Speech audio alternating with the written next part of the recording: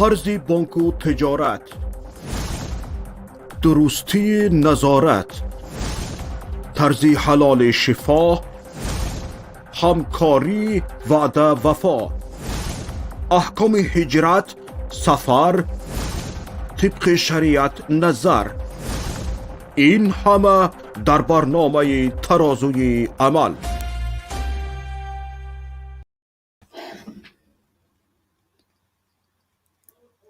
به نام الله بخشنده مهربان. السلام علیکم و رحمت الله و برکاته. شنوندگان عزیز، امروز با هم در برنامه ترازوی عمل عاید یکی از مسئله های مهم در خود جهان مسلمانان و در خود تاجیکستان صحبت میکنیم. آن هم درباره سطر یا درس، یعنی دانشجویان وقتی بین دو راه میمانند که به آنها تهدید کرده می شود که اگر سطر داری به دانشگاه نآی و اگر سطرت را کشیدی درسانت را دوام بده. در این باره با هم صحبت میکنیم و بیایید پیش از آن که درباره موضوع باز عمیق‌تر برویم به یک نواری که از خود رادیوی آزادی است و در دست ما وجود دارد که درباره سطر و اساساً بعضی ها درباره منع کردن سطر در تاجیکستان چی فکر دارند به آن نگاه کنیم و در رفت برنامه با هم در این مسئله مفصلا صحبت کنیم. و از کارگران تکنیک خواهش میکنم همون ویدیویی که درباره سطر در تاجیکستان است آن رو میگذاشتید. چگونه که میدانیم از سال 2017 شروع کرده در تاجیکستان در تمام مؤسسات تعلیمی، چی مدارس ها چی دانشگاه ها، برای همه سطر را منع کردن و اگرچه میگویند فقط در مؤسسه های تعلیمی هست، ولیکن در بازارها هم دیده می شود که به گفت خودمان رید میگذرانند برای حجاب را منع کردن و میبینیم که در خودی از کوچه هم گاهی می شود که خواهران سطردار را گرفته می روند و اینجا را عجیبش در این است که می شود صدای بعضی از اینها را گوش کرد و از یوتیوب پیدا کرد. بعضی از اینها می گویند سطر خیلی خطر دارد و انسان نمی داند در داخل لباس سطر پوش چی پنهان است و گویا که فقط نفران سطر پوش اونقدر خطرناک باشند و هر یک طلبه که و یا اینکه هر یک نفری که با سطر داخل دانشگاه یا مدرسه ها می رود این قدر مشکل بیافزاید و با تشویش و شبهه به آنها نگاه میکند که خدا نکند در تگ سطرشون شودرشون یگان چیز پنهان شده باشد. اکنون ببینید که میگن شاید در زیر لباسشان یگان چیز پنهان کرده باشد و وقتی که باز میبینیم اینجا خواهرهایی هستند که بدون سطر هم به مشکلی‌های زیاد دچار میشوند و بسیاری از خطرها را آنها ایجاد میکنند، ولیکن باز میگویند نه، گویا که تمام مشکلی‌ها، تمام خطرها یا تمام پرابلم‌های این را که گوش میکنیم. خیلی قانونی خوب است چون که هر یک ملت، هر یک دولت روی دنیا لباس ملی خود را دارد و اگر اون دولت لباس ملی خود را نداشته باشد این به همون دولت ضررآور است، چون که این لباس ملی یک واسطه شناسایی در جهان همون ملت را شناسایی میکنه در جهانیان.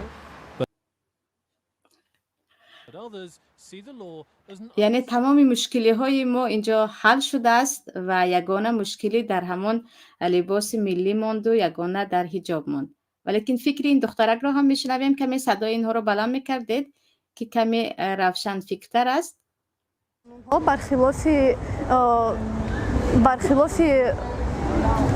حقوق انسان هست، چون که ما در یک کشور دموکراتی صاحب استقلال زندگی میکنیم. من باید خودم انتخاب کنم که کدام وقت کدامش را من پوشم، اما هیچ کس حق ندارد که مرا مجبور کند که تو باید همین رو پوشی. اکنون تا همینجا بسنده است، تا همینجا کفایت میکنیم. اینجا رو ببینید که عزیزان گویا که همه مشکلی هایی که در تاجیکستان بود، چی در دانشگاه ها چی در خود مدرسه ها یا مکتب هایی که حتی مهمترین وسایل تدریس برای طلبه ها آماده نیست و میدونیم که با تاپک و چیزهای دیگر به مدرسه می روند و مکتب ها رو خود حکومت پوشیده نمی تواند و دارد صاحبکاران ریمونت میکنند یا از پول طلبه ها جمع میکنند. دانشجوها باشد اکثریت برای پول دانشگاه رو دادن نمیدونن از که قرض گیرند و تقریبا آنجا هم فقط برای نفرانی ثروتمند شده است و خیلی خیلی چی در رفت کتاب ها، چی در رفت تدریس و چی در عموما هر چیزی که با نام مؤسسه تعلیمی است مشکل داریم. اینجا آمد و برخورد مشکلی به سطح پوشی که یگانه چیزی که باید در اینجاها اصلاح شود گویا که این سطر است و عجیبش اینجا میشنویم که میگن این سطر لباسی خودی مسلمان ها ببخشید تاجیک ها نیست و ما باید لباس ملی خودمون رو داشته باشیم. ولیکن یک بار دانشجویان عزیز یا نفران دیگر به تاریخ نگاه کنند، به کتاب ها نگاه کنند که تاجیک ها لباس ملیشون چی بود؟ آیا همین کرته های آستین کلته زر و زیور پر از مرجان و حلقه بود که اون هم با نرخی گران میخرند، در حالی که خود سازنده همین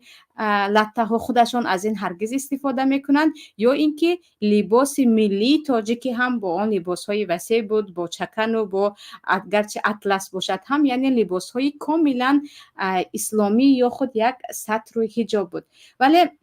میبینیم که سال از سال این مشکل زیاد شده ایستاده است و شخصا برای من هم خیلی زیاد از خواهران از خودی دانشگاه ملی و از خودی حتی از خوجند هم از داخل تاجیکستان خط می نویسند که اینجا به ما یک راه حل را نشان دهید، ما بین دو راه مانده ایم، ما چی کار کنیم؟ آیا دانشگاه را دوام دهیم که برای ما در عین زمان در شرایط حاضر خیلی تعلیم مهم است و ما هم میخواهیم آینده صاحب کار باشیم، معلمه باشیم، مثلا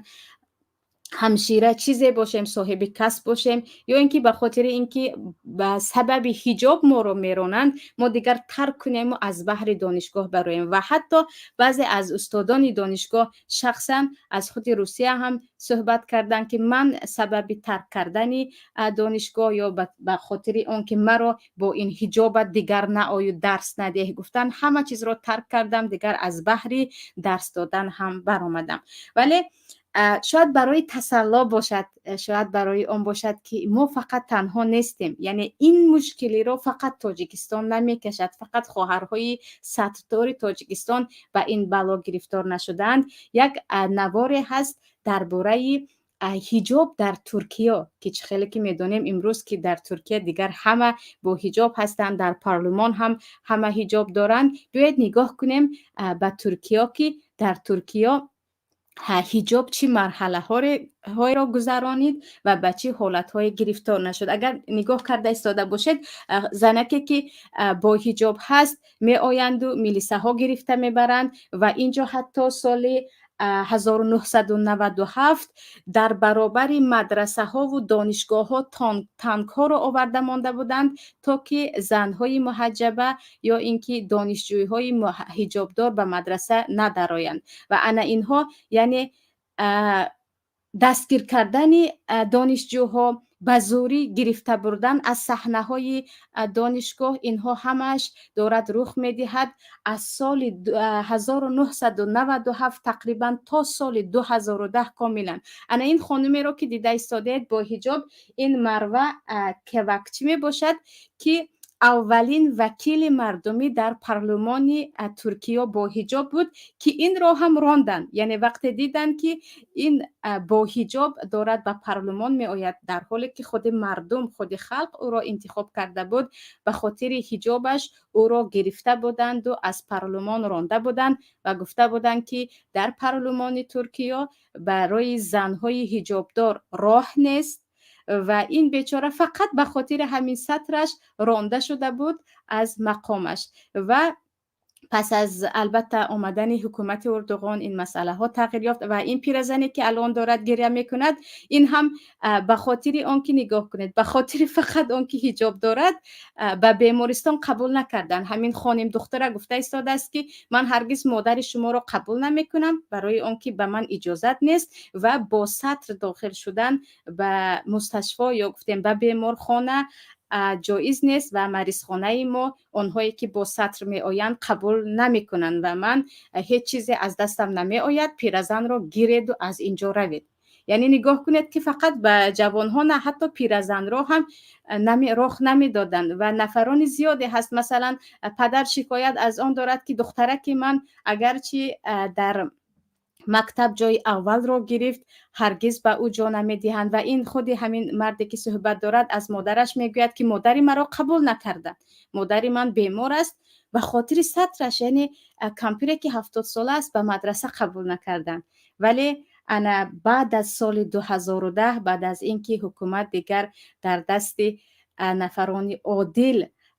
آمد، سطر کاملا در ترکیه آزاد شد و میبینید که پارلمان ترکیه هم پر از زنهای محجب میباشد و وقتی که به خاطر حجاب خواهران زیاد از مدارس رانده شده بودند، امروز تقریبا در بالا مقام ترین جایها خواهران محجب هستند. همین خواهرکی که دیده ایستاده فقط به خاطر آنکه حجاب دارد جای اول را صاحب شده بود در مسابقه شعر و شاعری و او را رانده بودند، گفتند تو جای اول هستی، به تو چیزی نمیدهیم. یعنی هم او را راندند هم جایزه اش را ندادند و میبینید که از تالاری که باید به او جایزه داده شود گریه کنان رفته ایستاده است. گریه کنان میرود و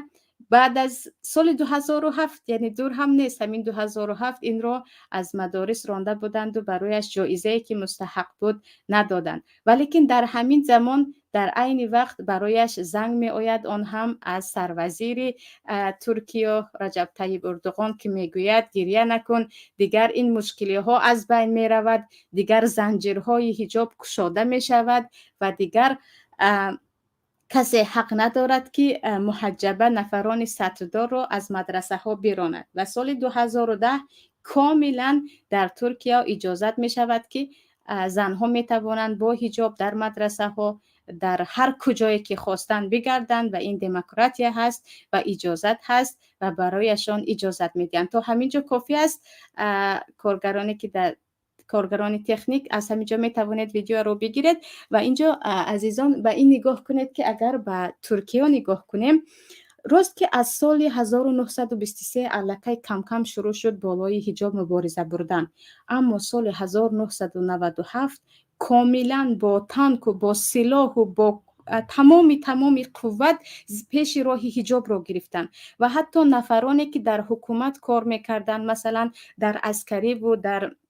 قسم دفاع حربی ترکیه کار میکردن، هر کسی که همسر حجاب دار داشته بود او را میرانیدن، میگفتن تو همسرت حجاب دارد، تو حق نداری در قسم حربی کار کنی. و همین دخترکی که در آنجا دیدیم که از خود مدرسه یا گفتیم از مکتب میانه صنف 11 رو راندند و گفتند به تو جایزت رو نمیدهیم، تو برای آنکه سطر داری. به همین سالهای نزدیک بود که برایش جایزه رو پس از چند سال پس از همسردار شدن و فرزنددار شدنش دادند و گفتند همون جایزه‌ای که ناعدلی و نامردی کنان به تو نداده بودند امروز به تو میدیم. حتی خودی رجب طیب اردوغان در این اشتراک کرده بود. ولیکن اگر به نوار عزیزان نگاه کرده باشید، ترکیه این آزادی را به آسانی به دست نآورد. میبینیم که چقدر خواهران را حتی کشاله کنان مثل حیوان میبرند به بازداشتگاه و من شخصا خودم با یک چند خواهران اینجا شناس هستم که رابطه دوستی قوی داریم. تقریبا سنشان 40 ساله 42 ساله هست. مدام از همین دستگیر شدن ها صحبت میکنند و هر وقتی که برایشان درباره تاجیکستان کمی صحبت میکنیم میگویند ما از آن هم بدترش را دیده بودیم. زمانی بود که من شخصا خودم به بازداشتگاه رفته بودم، دختران دانشگاه را آمده میبردن، اما ما هرگز دست نبرداشتیم و مدام به کوچه ها میرفتیم، مبارزه میبردیم، همه به کوچه میبرآمدیم، میگفتیم حجاب حق ماست، یعنی شما حق ندارید حق ما را از دست ما بگیرید. و این آزادی حجاب را و این امروز ترکیه را خیلی که گفتم میبینید که وزیر عائله‌اش با حجاب است، یعنی پارلمان تقریبا همشان با سطر هستند و در دانشگاه و در یگان جا مشکلی با سطرداران و اهل حجاب نیست. این را به آسانی نآورد و شاید که همین سبب شود یک درس باشد برای دیگر کشورهایی که با حجاب می جنگند. وقتی شما با قرار پروردگار می جنگید، با قانون الله می جنگید، چه انتظار دارید؟ روز در حقیقت شاید برای شما مهلت داده شود، ولیکن خواه و ناخواه الله پیروز می شود و قانونش بالای قانونهای شما می شود. و چیز دیگر این است که بسیاری از مردها هم علل خصوص مردهایی که در قاضیات یا قسم مفتیات میگویم در ترکیه کار میکنند، اگر همراهشان هم صحبت شدید درباره دستگیر شدنشان و 1 ماه و 2 ماه زندانی شدنشان صحبت میکنند. البته زندان شدن آنها 1 ماه و 2 ماه است، مثل ما 20 سال و 10 سال و 15 سال نه، چون عمر بشریت آنقدر عمر یک شهروند اگرچه حکومت ظالم باشد هم برای اینها آنقدر به ارزش نبود که یک نفر را به خاطر یک ریشه، یک حجاب، یک حق طلب کنی به 20 سال و 10 سال دیان. لیکن یک چند ماه خود زندان را چشیده اند و دیده اند که زندان چطور بود و خواهران زیادی را من شخصا روبرو میشناسم که میگویند ما چند روز در خود زندان ها یا بازداشتگاه بودیم به خاطر آنکه با سطر به مدرسه رفتیم یا به دانشگاه رفتیم و ما را از آنجا راندن. پس آزادی حجابی که امروز یا دموکراسی لباس حتی گویم، چون بجز سطر دیگر لباس های عادی اروپایی هم در اینجا هست، در همه جا این آزادی به آسانی به دست نآمده بود. برای این یک چند نفر قربانی شده بودند و یک چند نفر زندانی شده بودند، یک چند نفر با هم به کوچه ها ریخته بودند. در یک شهر و در یک شهرک نه، در کل شهرهای ترکیه و در کل دانشگاه ها حتی خواهران بی سطر هم حق زن هست که او را از لباسی که میخواهد محروم نسازی گویان به کوچه برآمده بودند که بالآخره پس از تقریبا 20 سال هجوم با حجاب 2010 کاملا این قانون به یک طرف رفت. و اینجا می شود از این خلاصه گیری کرد که وقتی در زمان حاضر حق را می خواهد، انسان حقوقش را می خواهد، به مبارزه آن را به دست آورده نمی شود. و من خواب می کنم و سحر می شود و فردا به دستم می آید گویان نمی شود. و اینجا یک خطاب یا یک با خواهرانی که درباره حجاب مثلا چیکار کنیم در تاجیکستان، ما به یک حالت دچار شده ایستادیم که هرگز ما رو به دانشگاه نمیمونند. میگویند من گمان میکنم در خود مردمی ما تاجیکستان در ما هیچ جرأتی آن نیست که یک چند خواهرها یا خود دانشگاه ها طلبه ها گویند که به سطح کار نداشته باشید، این حق حقوق ماست. البته که فریضه الله هست و این چنین حقوق هر یک انسان است که چی طور میخواهد لباس بپوشد. و تا حال در کل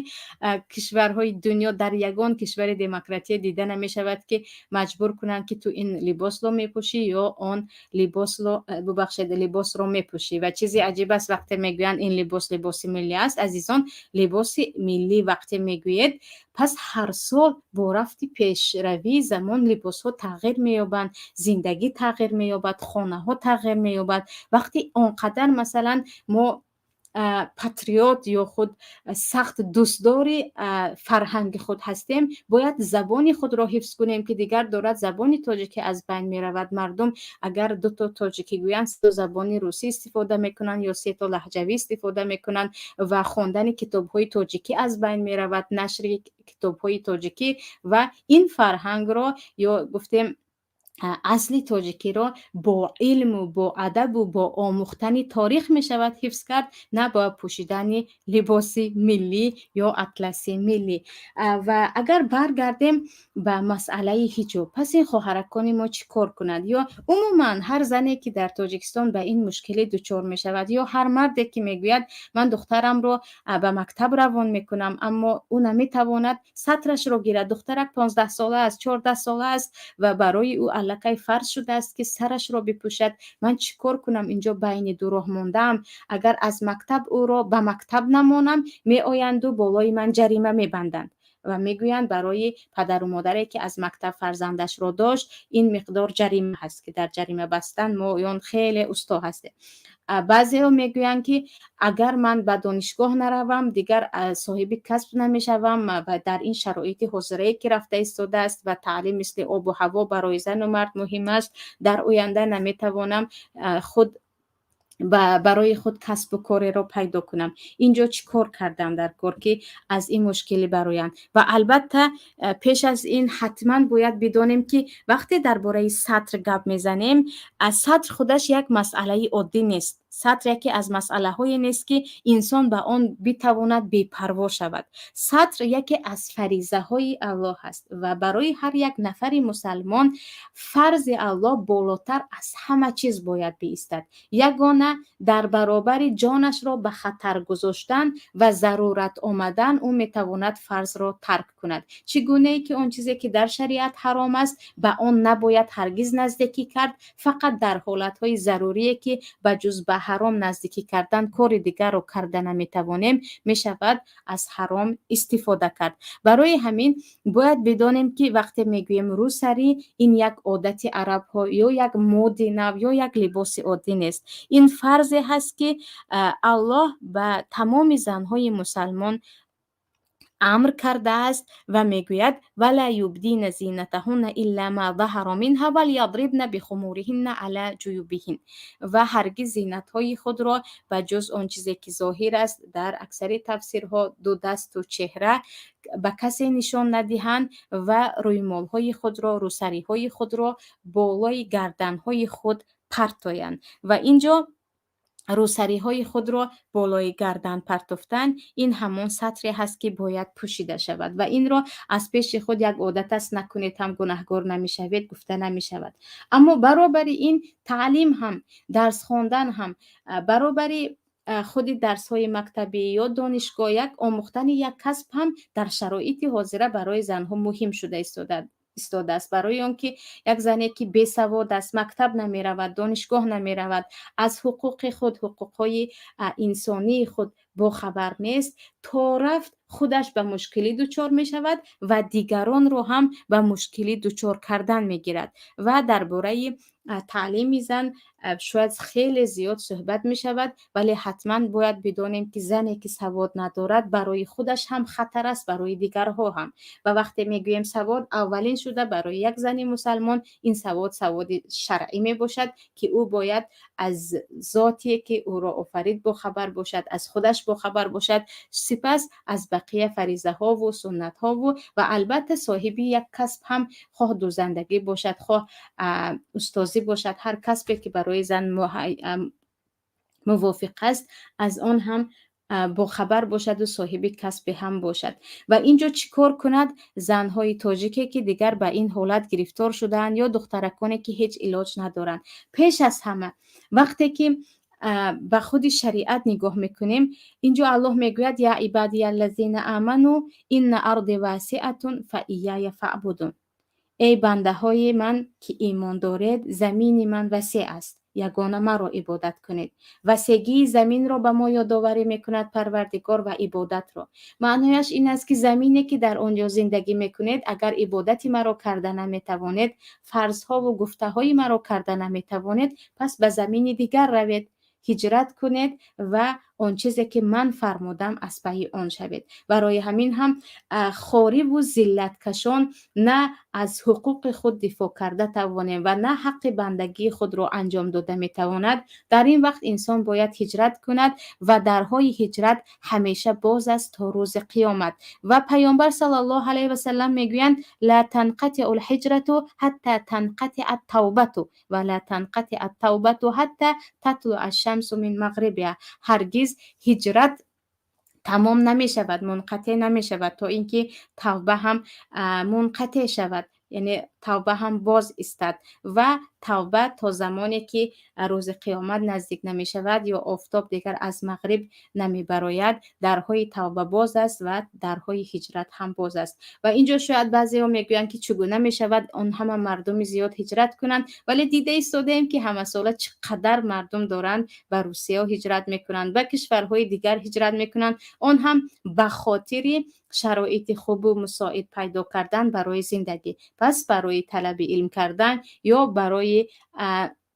به کسب صاحب شدن هم می شود هجرت کرد. و چیزی دیگر این است که پیش از آن که هجرت را به خاطر آوریم، کاش راهی مبارزه یا راهی که انسان می تواند حقش را طلب کردن در داخل تاجیکستان پیدا می شد. اینجا تمام مردم را شورانیدنی یا زنها را به کوچه ریزانیدنی نه، راهی که مردم با آن راه توانند صاحب حق و حقوقشان شوند. برای آنکه در داخل تاجیکستان وقتی که مردم دیگر خپ و خاموش هستیم، دیگر دیده ایستادیم که امروز سطرت را کش، دیگر چیزی دیگرت را کش، امروز آنت را بده، فردا ناموس و عرض و آبرویت را بده، دارد روز از روز بدتر می شود. و چیزی دیگر این است که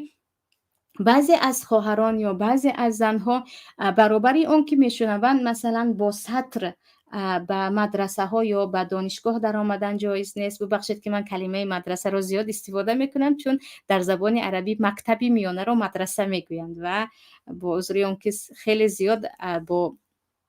این کلمه دوچار هستیم، مکتب رو زیادی با کلمه مدرسه میگوییم. یعنی بعضی دخترک هایی که به مکتب میروند یا دانشگاه میروند، با شنیدن آن که سطر ممنوع است، کاملا سطر خود را میکشند و لباس ها را هم عوض میکنند. گویا که برابر سطر ممنوع است را شنیدن دیگه یگان علاج نیست که زن خودش را پنهان کند، در حالی که فتقوا الله ما استطعتم، انسان میتواند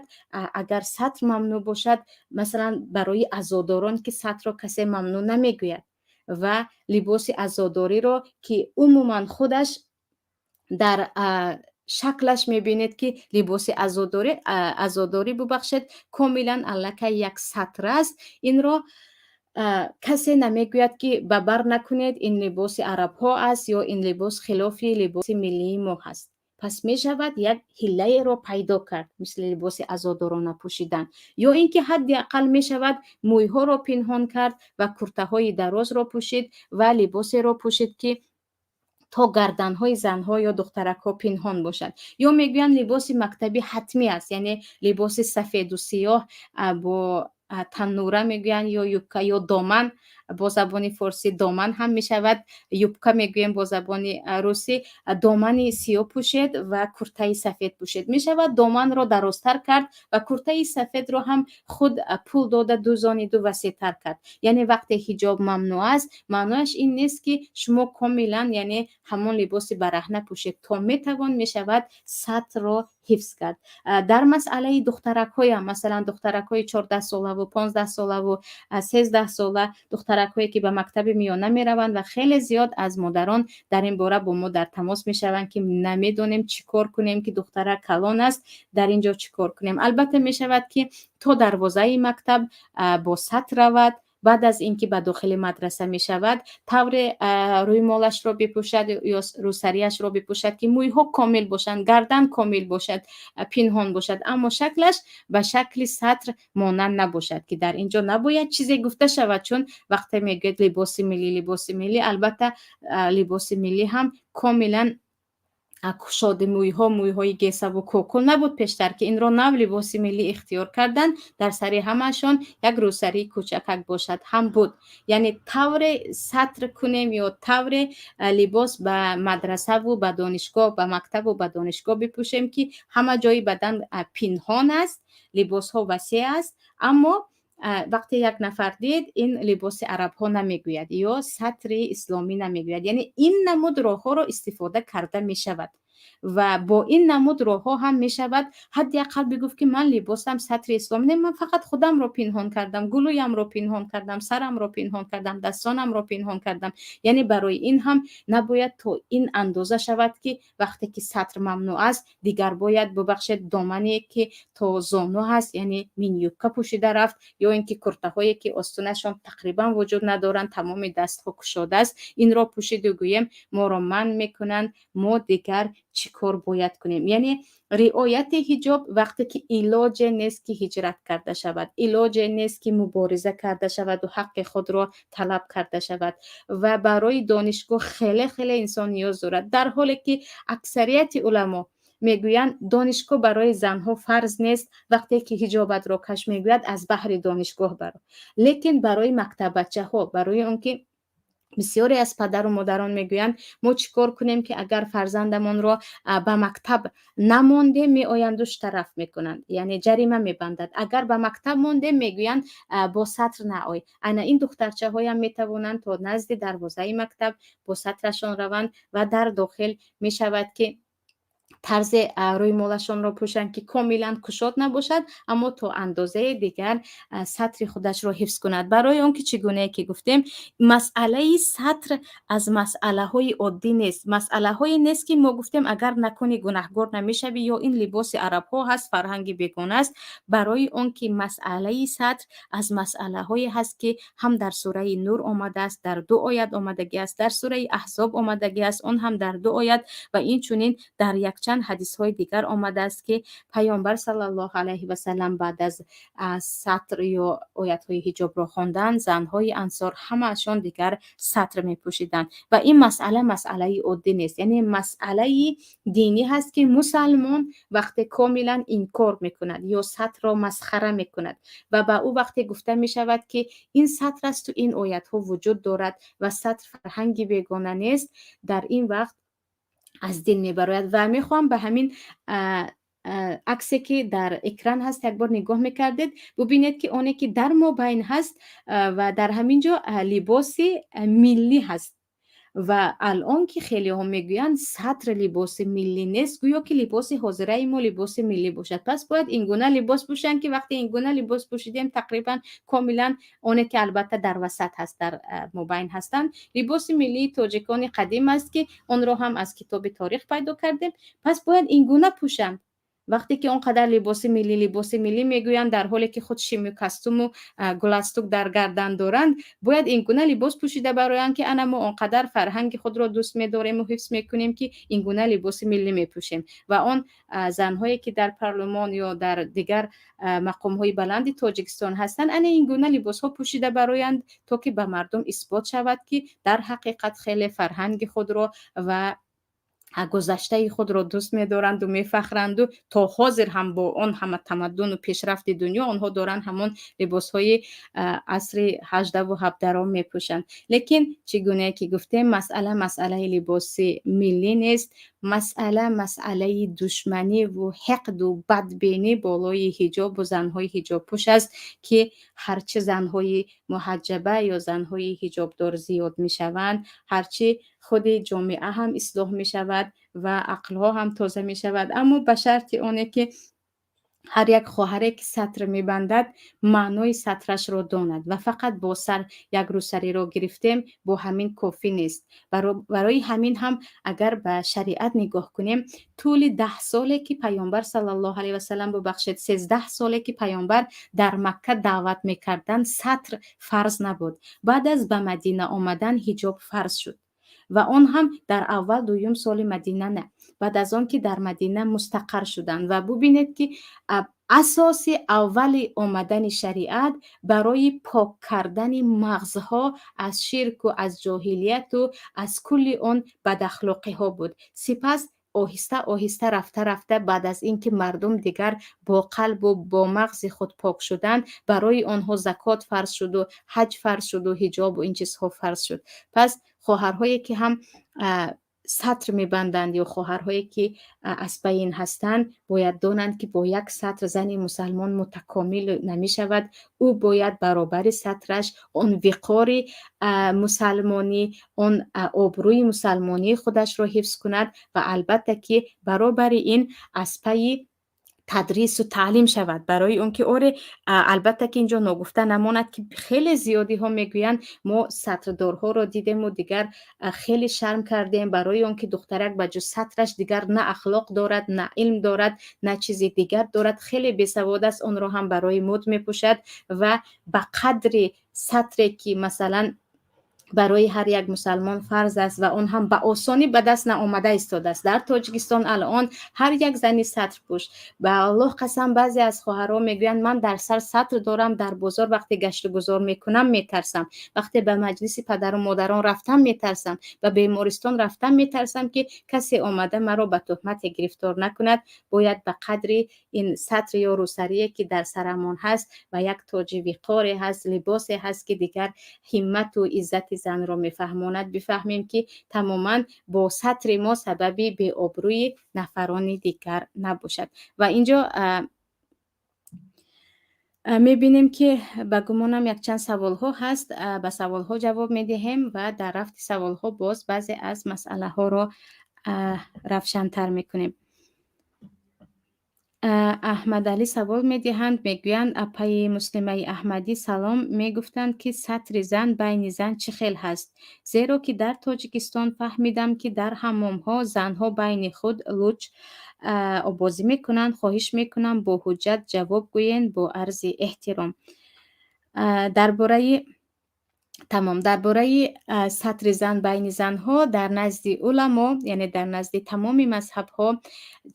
چگونه ای که سطر مرد در نزد مرد باشد، سطر زن در نزد زن چنین است و سطر مردها از ناف تا زانو هست. از ناف تا زانو البته بین اختلاف بین علما که مثلا در مذهب امام ابو حنیفه زانو باید حتما پوشیده شود، در دیگر جمهوری مذهب ها زانو حتمی نیست. اینها میگویند حتما باید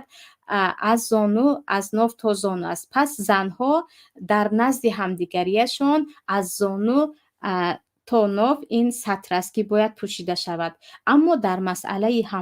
حمام چه بین مسلمان زنها باشد چه غیر مسلمان ها، برای زن مسلمان مکروه است و حتی بعضی از علما حرام میگویند، برای آن که در بورش حدیث هم آمده است و در ترمذی هم هست، خطا نکنم در صحیح بخاری هم بود، اگر خطا نکرده ایستاده باشم، که پیامبر صلی الله علیه و سلم میگویند برای مرد مسلمان حلال نیست که حلیله خود را یا همسر خود را به حمام درآورد. حمام جایی که زنها در آنجا برهنه دیگر غسل میکنند، که این برای مرد مسلمان باقی نداشته باشد، هم البته با پنهان کردن سطرش برای زن مسلمان هرگز جایز نیست، چه جماعتی باشد چه تنهایی باشد و انسان به یگان جای دیگر رود. یعنی برای زن مسلمان یگانه در خانه اش غسل جایز است یا خانه پدر و مادرش البته، اما حمام هایی که هست برای زنها دربارش یک چند حدیث آمده است و ممکن نیست. سلام علیکم و رحمت الله. اپا جان،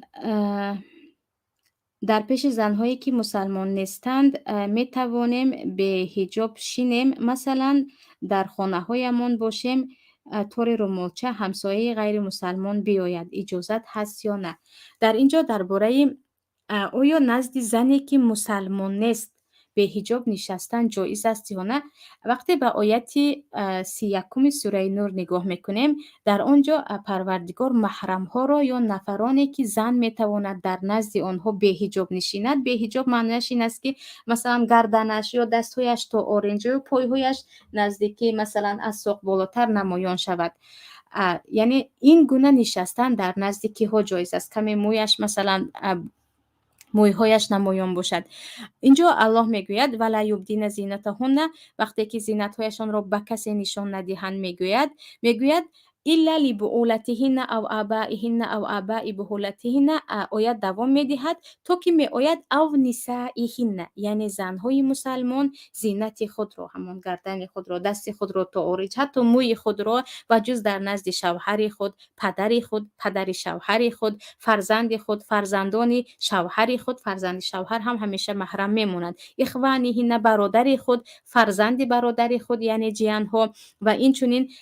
فرزند خواهرهای خود، او نسائهن یا زنها، او ما ملکت ایمانهن یا خادم‌هایی که در پیش بود یعنی برده ها، او تابعین غیر اولی الاربه من الرجال، یا مردهایی که دیگر خیلی پیر شدند و آنها میل به زن ندارند، او طفل الذین لم یظهروا علی عورات النساء، یا کودکایی که هنوز عورت زن چی است نمیدانند، انا در نزد اینها زن میتواند به حجاب نشیند. البته در آیت دیگر هست که در نزد تقا یا که در نزد عمک هم زن میتواند به حجاب نشیند، و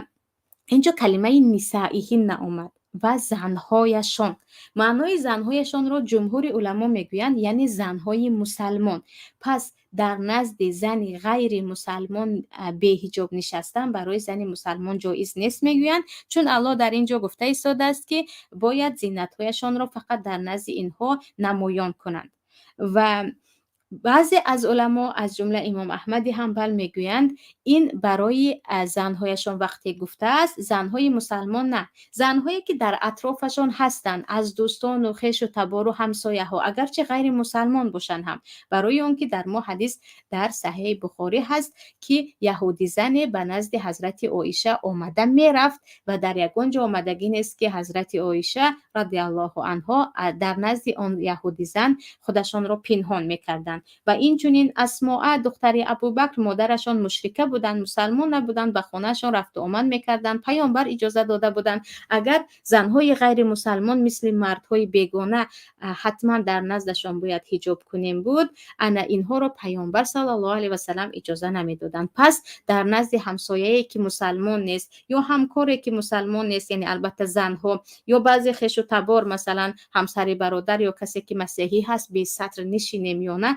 بین علما اختلاف است. جمهور علما میگویند به حجاب نباید نشست، بعضی از علما میگویند میتوانید نشینید اما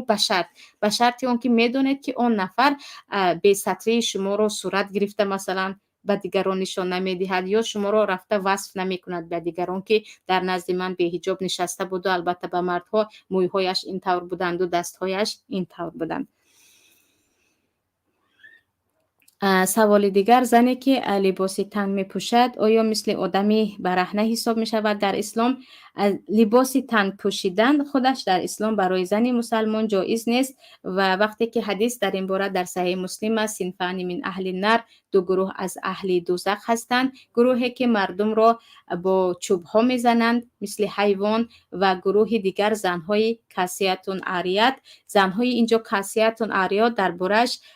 بعضی از شرح آمدگی است که لباس های تنگ میپوشند، اونقدر لباس تنگ میپوشند که مثلا تمامی اعضای بدنی آنها نمایان است و آنقدر لباس میپوشند که آیا سطر دارند، گویا که سطر دارند اما سطر ندارند. برای همین صفتهای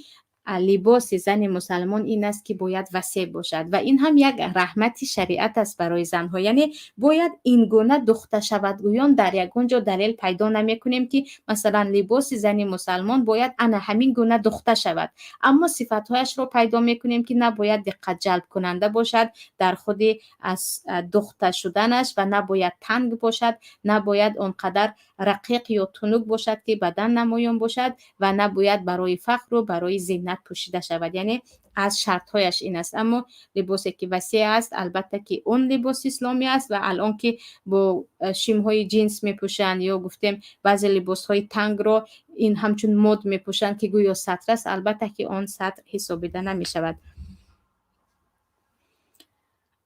سوال دیگر اینجا میگویند اپای مسلمه احمدی مقصد آنها سطر نه، مقصد آنها اسلام از بین بردن است. شاید درباره نفرانی که در مدارس و در مؤسسه های دینی سطر رو منع کردن، اینجا گفته ایستادند که بدانید که آنها به خاطر سطر زنها را نمیرانند یا ممنوع نمیکنند، نمیخواهند که اسلام در بین مردم جاری شود. و اینجا چیزی عجیب در آن است که بسیاری ها حتی با دهان پر هم ببخشید میگویند سطر مویه بیسوادی هست و اکثریت زنهای سطر دار بیسواد هستند و اینجا وقتی بجای اون که سطر پوشند روند از پی هنر شوند، بجای اون که خودشان به عرب ها مانند کنند روند و کتاب خوانند و عجیب با یک غیر منصفانه یا گفتیم با یک چشم تنگ به این چیز نگاه میکنن که گویا تمام دخترکایی که نیم برهنه هستند یا مینی یوبکه میپوشند ببخشید همه آنها صاحب کسب و کار هستند، همه آنها صاحب کتابخوان هستند و صاحب علم و هنر هستند. وقتی آنقدر برای مردم میسوزیم که آنها باید درس خوانند و کتاب خوانند، البته باید برایشان شرایط مهیا کرد برای خواندن، برای آموختن کسب. البته باید که رایگان باشد، بی پول باشد. خیلی زیاد مثلا در ترکیه هم همین چیز رو دیده می شود که کورس های زبان آموزی بی پول است، در یک هفته تمام هفته کار می کند و هر یک انسانی که در ترکیه زندگی میکند میتواند به اون کورس ها نامنویس کند و کدام زبان را خواست بیاموزد. و برابر این بعضی رشته های هنری مثل حلاقی یا چی گویم سرتراشی و از این کارها دوزندگی و بافندگی و اینها هم بی پول هست. پس اونقدر برای مردم میخواهیم که آنها پیشروی کنند، باید این گونه مجال ها را برای آنها گشاده دهیم. و چیزی دیگر این است که مگر مثلا نمیبینیم که دولت هایی که پیشرفته هستند اونها اصلا به لباس اهمیت نمیدهند. نگاه کنیم به مالزی، نگاه کنیم مثلا به سینگاپور، در آنجا هم مسلمان. در ترکیه مثلا یکی از کشورهای پیشرفته در ساحه صناعت رفته ایستاده است چندین سال. چقدر مردم سطر دارند؟ آیا سطر پیش راه این آنها رو گرفته ایستاده است؟ یا نفتی که از مثلا کشورهای عرب برآمده ایستاده است؟ یا اون پیشروی های علمی که هم شاعره و هم نویسنده و هم بعضی از علمای فیزیک و دیگر چیزها در ایران کرده ایستاده است؟ آیا سطر پیشروی آنها رو گرفته ایستاده است؟ یعنی گویا که زن اگر برهنه شد او پیشروی کرده میتواند و زن اگر سطر پوشید او در خانه میماند و کار رو کرده نمیتواند و بیسوادی سبب اساسیش همین سطر پوشی است. و چگونه که گفتم عجیبش این است که گویا که آنهایی که سطر ندارند همه بیسواد هستند و فقط بیسوادی بالای یک چند خواهرکی که میخواهد عفت خودش را نگاه دارد، میخواهد فرض پروردگار را اجرا کند که در قرآن دربارش آمده است، بالای اینها دارد چارمغز میشکند که میگویند اینها بیسوادند، بروید از پی کسب و هنر شوید، بروید از پی چیزی دیگر. و البته برابر این ریش هم هست، ریش هم که جوانان همچون سنت پیامبر آن را میگذارند، میگویند برای جوانها ریش چی در کار است؟ از پی خواندن شوند. آخر ریش که پیش راه خواندن را نمیگیرد. یکی ببینیم به تمام شاعران گذشته، یگان شاعر را از شاعران فارس مثل رودکی و فردوسی و دیگر سعدی و حافظ اینها پیدا نمی کنید که بیریش باشد. از جوانی همشان ریش داشتند و حتی در غیر دنیای مسلمان ها یا در کشورهای غیر مسلمان هم الان مردها ریش باریش میگردند و میگویند این سیمای مردانگی است، یعنی مرد رو ریش مثل مرد نشان میدهد و تماما روی های لوچ داشتن زیادتر به زن مانند میکند که این رو هم آمدند و بالای همین چیز ایستادن که خیلی عجیب است که شاید در حقیقت مسئله نه مسئله ریش و حجاب است، نه مسئله سطر دخترکان است، مسئله همان دشمنی هست که دارند با قانون اسلام یا با شریعت جنگ میکنند. و یا اینکه مسئله دیگر است که نمیخواهیم که صف پاک دامنان زیاد شود، برای اون که آره هستند نفرانی که بدنامی خود را یا گفتیم کثافتکاری خود را با سطر پنهان میکنند. اما اگر از حق نگذاریم حتی نامشان را هم گفته میتوانم که یک چند نفران بلند پایه در حکومت حاضره تاجیکستان همسرانشان عروسانشان با سطر است که شخصا من میشناسم که خود آنها هم رفتند و خواستگاری کردند از یک دخترک پاکدامن سطر پوش، نه از همان دخترکان عادی که برای آنها لباسهای مینی یوبکه و چیز دیگر رو فرض کردند. یعنی که خود مردم عادی که حتی بالای سطر می جنگند خودشان هم میدانند که دخترکان با عفت اساسا دخترکی هست که اول شده بدنی خود را از نگاه نامحرم نگاه می دارد، سپس البته بالای عفت خودش می باشد. و اینجا سوال دیگر است. اپا جان، حدیثی یک جوان نزد پیامبر خدا آمده گفت میخواهم جهاد کنم. پیامبر صلی الله علیه و سلم گفت رو به پدر و مادرت خدمت کن، او بهتره. همین حدیث صحیح است یا که ضعیف؟ سوال کننده عزیز، این حدیث در صحیح بخاری وجود دارد و حدیث اتفاقا صحیح است. وقتی جوان به نزد پیامبر صلی الله علیه و سلم آمده میگوید که من میخواهم جهاد کنم، پیامبر صلی الله علیه و سلم میپرسند که آیا پدر و مادر داری؟ در روایت دیگر آمده است که میگوید آره پدر و مادر دارم و از قفای من گریه کنان مرا گسیلانیدند، مرا گسیل کردند. و پیامبر صلی الله علیه و سلم میگویند این طور باشد برو و در آنها جهاد کن. یعنی در آن وقت که جهاد با کفار بود و پیامبر صلی الله علیه و سلم برای حفظ کردن مدینه و برای حفظ کردن مسلمان ها، چون اگر نمی برآمدند و اینها از همه جا هجوم شدن می گرفت، زود و نبرد یا جهاد می برآمدند و این جوان میگویند رو با پدر و مادر جهاد کن. یعنی ثوابت را رفته در نزد پدر و مادرت پیدا کن. و اینجا میگویند اما این حدیث دلالت به آن نمی کند که همیشه انسان باید در حالتهای ضروری هم پدر و مادر گوید. اینجا جهادی که آنجا بود برای این جوان فرض عین نبود، فرض کفایه بود، برای این دیگر نفرها بودند. و البته گاهی می شود که امرهای مهم می شود انسان اگر اطاعت پدر و مادر را کند گناهگار می شود، مثلا همین سطری که هست یا نماز، یا وقتی که در حقیقت دشمن بالای سر شما آمده ایستاده است، وقتی از جای بر نخواستید دیگر خانه شما رو نابود میکند. انا اینجا من اول از پدر و مادرم پرسم نمیگوید، اما وقتی که کفایه است و به جای شما دیگران هم هستند، با این حدیث دلیل گرفته می شود که اطاعت پدر و مادر یا خدمت پدر و مادر بالاتر است از بعض عبادت هایی که فرض کفایه می باشد. و اینجا عزیزان به پایان برنامه می رسیم. تا که درباره این برنامه یک خلاصه‌گیری کوچک کرده باشیم، باز میخواستم تکرار کنم که یگان چیز به آسانی به دست ما نمی آید و پیامبر صلی الله علیه و سلم هم همراه صحابگان طول 13 سال اشد العذاب، بدترین عذاب، حتی خوردن برگ درختان، حتی گرسنه ماندن و از گرسنگی وفات کردن را با هم دیدند. در نزدشان زنها را میکشتند، مردها را میکشتند. اینها همه اش را در مکه دیدند تا اینکه مسلمان ها به قدر دین خود برسند، تا اینکه مسلمان ها بدانند که این دین به آسانی نآمده است. و سطری که خیلی که من در اولی برنامه گفتم، آزادی حجابی که امروز در خود ترکیه هست، آن هم به آسانی به دست نآمده است. به خاطر آن حجاب چقدر خواهرها به بازداشتگاه رفتند، چقدر برادرها زندانی شدند، چقدر خواهرها را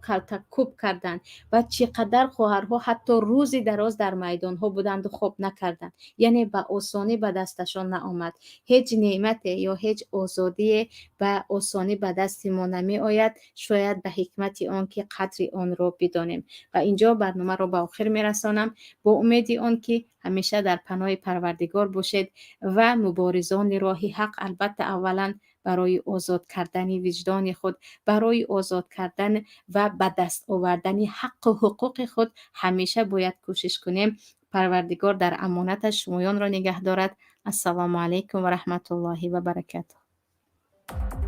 قرض بانک و تجارت،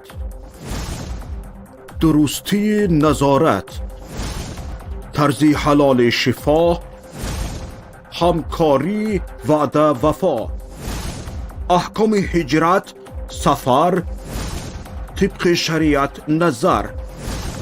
این همه در برنامه ترازوی عمل.